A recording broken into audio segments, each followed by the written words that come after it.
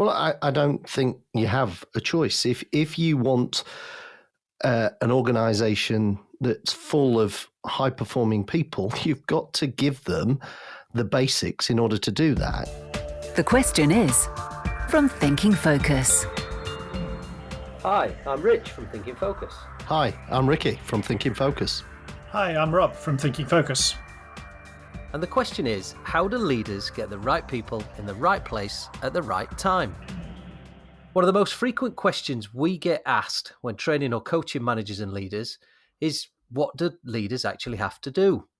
Is there something like a job description so I know I'm doing the right things at the right time?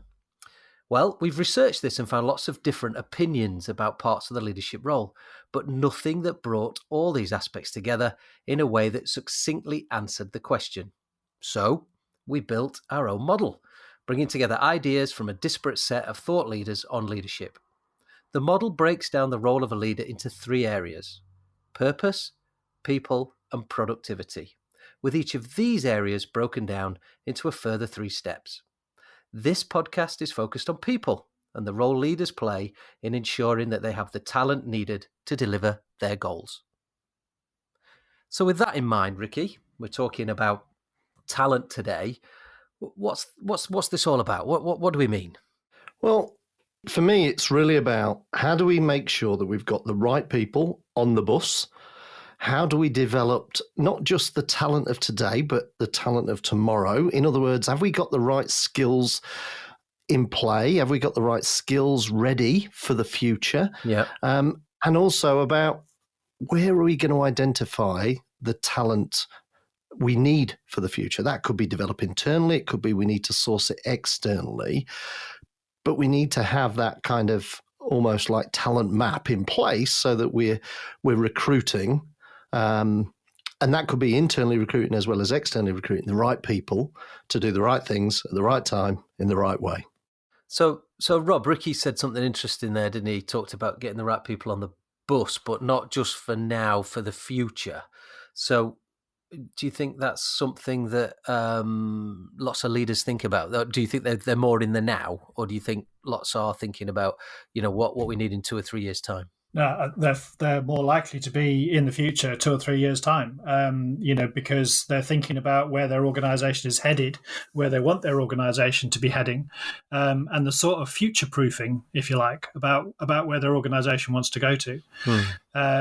So this is all about fit. It's all about utilisation, and it's thinking about, if the organisation as it stands is doing the right things currently, where the organisation needs to be 2 years down the line, 3 years down the line, whatever that sort of future sort of horizon scanning activity is. This might be about, if you like, organisational design over a longer period of time. I think you're right, Rob. I think that's where they should be spending their headspace in terms of understanding the talent of the future. But quite often the demands of today might also cause them perhaps to pull back into the weeds of today in terms of fixing that, depending on the challenges, the problems they're facing, the issues that they're having to deal with on a day-to-day basis. So if an organization is under stress, whether that's performance or whether that's they've got some quality issues with their customers, and probably interconnected, of course, but I think that will also probably pull leaders out of that. Sometimes they get caught in the wrong place. So you talked about, Ricky, recruitment being important, but from what you're just saying there, it sounds like development is important as well. If we're going to have we're caught up in the now, but if we stay like that, we're going to be behind the game in 2 or 3 years' time. So I'm guessing what you're saying as well is that developing your people is a key part to play in this. Well, I don't think you have a choice. If you want an organization that's full of high-performing people, you've got to give them the basics in order to do that. And we always talk about, that's more than just train them. Have they got the right knowledge? And that's knowledge not just of what they need to do, how they need to do it. It could be the systems, the processes. They also need the skills. In other words, can they apply what they've learned? have they got the right mindset, not just for now, but can they transition with us as we go on that journey? And then, of course, the bit that probably always gets missed is the environmental factors. Have we given them the tools required to do the job? The first three we can do relatively easily. The middle one's down to them. We've just got to create a reason to come on this journey so the mindset is aligned to that. But the environmental factors, have we given them a laptop that actually works? Have we given them a computer that can run the software on it that we need to do? Have they got the tools in the field to fix the jobs? I mean, you ever have an energy company and they go, I've not got the right parts. So they come with the intent to help and fix, but they have to go back and find the parts. So your expectations are, as the customer, pretty low in terms of, or confidence in that organization is pretty low because they don't know what they're doing. Let me go back to what you said, because you said actually the leaders are out there in the future. So I guess, correct me if I'm wrong, what you're thinking there is you'd need to identify what the skills are going to be that are needed in the future rather than today. Well, and specifically, I think what I had in my mind, Rich, was that, and sorry to split hairs on this, it's not necessarily about developing people, it's about developing leaders for the future. So actually, if I'm the leader of the organization, what do I want behind me? I want a leadership group developing so that I can create more leaders to help other groups and other people grow and be future fit. Because, I might sort of be dragged down into the weeds of detail, if you like. I need leaders in that follower group that I have as the, if you like, the ultimate leader of the organization to be developing so that they can help the whole rest of the organization grow. Okay, so let's build on that then. So as the leader, what is your role in doing this? What is it you need to be doing then? Well, a classic sort of starting point for that is, what sort of a mindset have we got in the organization?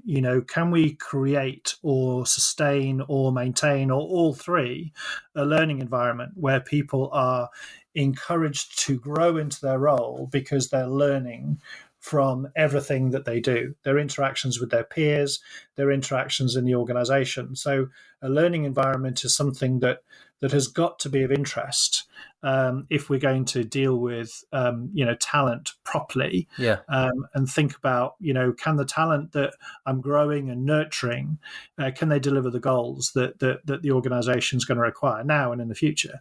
So a learning environment would be a starting point, I think. Okay, yeah, that makes perfect sense.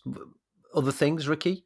Well, I think there's also identifying the people that you want to come on this journey. It's also important to work out who doesn't want to come on this journey because, organizations will evolve over time. They may well pivot in terms of expectations, in terms of their goals.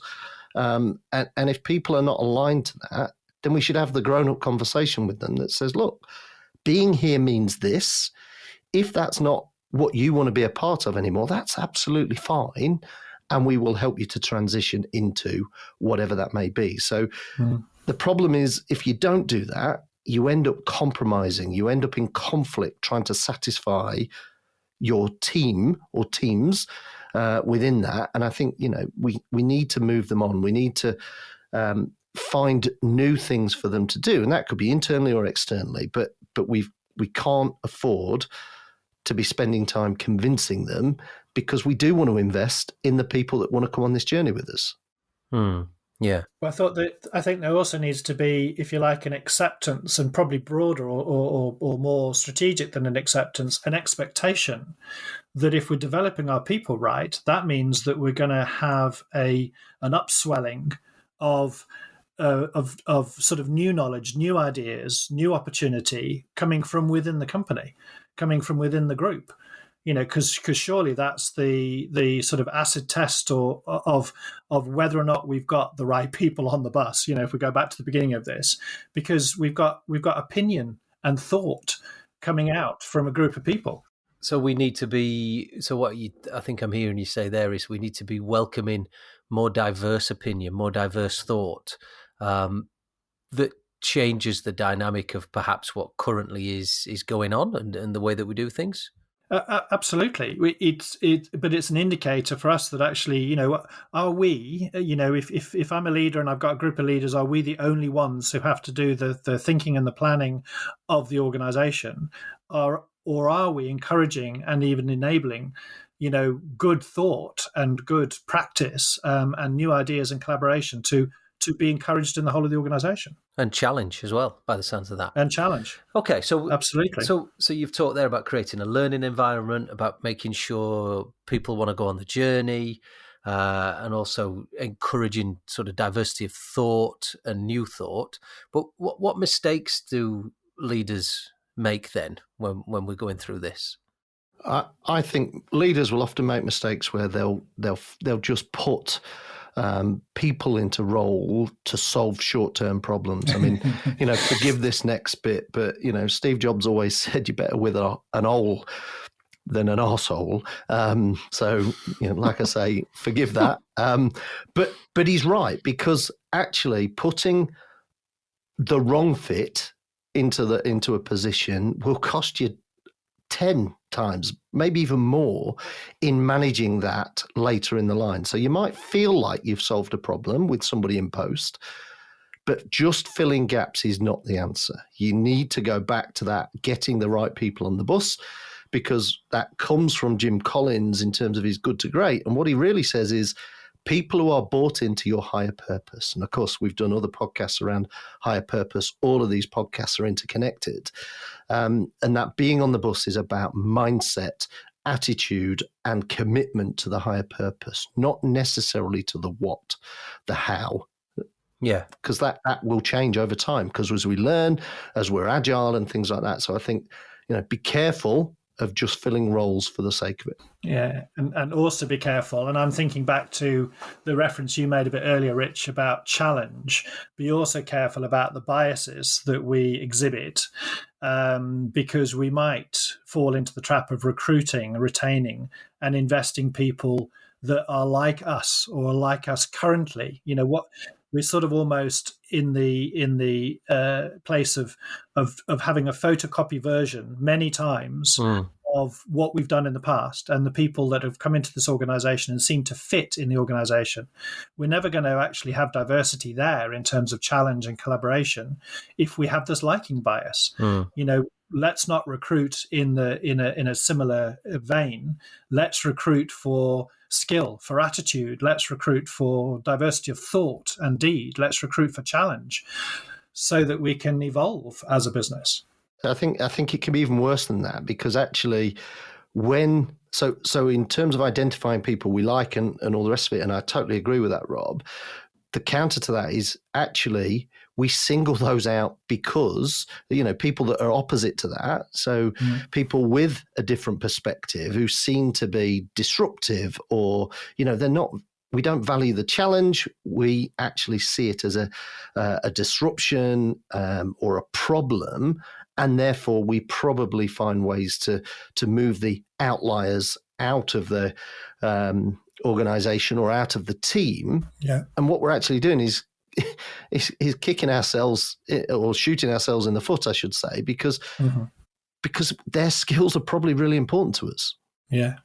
So as we sort of round this off, chaps, what tips might you have then for people that are working on this now, or maybe in the future when they're listening to this podcast?